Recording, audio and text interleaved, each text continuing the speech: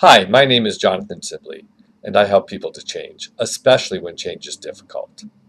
Today I want to talk about a certain methodology called overcoming immunity to change that was developed by Harvard professors Robert Kegan and Lahey.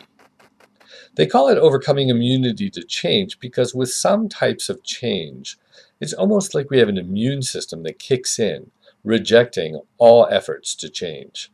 You may have already experienced this. You try to change and either nothing happens or you change only to change back again.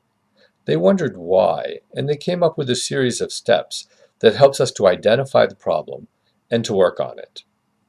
First, we look at the goal. If we don't have the right goal, it's going to be hard to change. Then we look at what we're doing that might be getting in the way of the goal, all of the different behaviors that get in the way.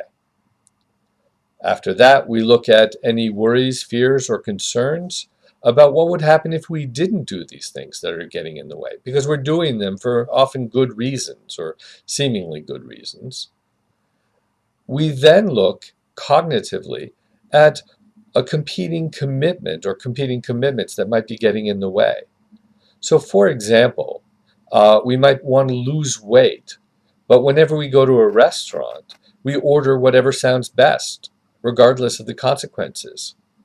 We might worry that if we didn't do that, we'd feel like we were in the grasp of some monster diet, and that wouldn't feel good. We'd lose all sense of control. And we might frame that as a commitment that we're committed to having the right to eat whatever we want whenever we want, or the right to feel in control no matter what the consequences. That is a very simple system that will keep us stuck.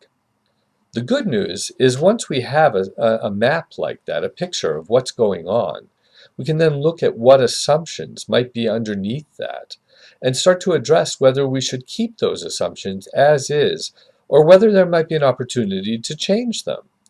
If we change them, it can be like freeing a log jam, and suddenly all these efforts to change might be much more productive.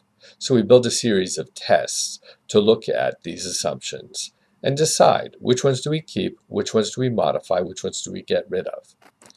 If you'd like to know more about how to use this with a change that you'd like to make, look at my website, www.jonathansibley.net, or shoot me an email at js@jonathansibley.net, and I'd be happy to talk to you about this and how it might help.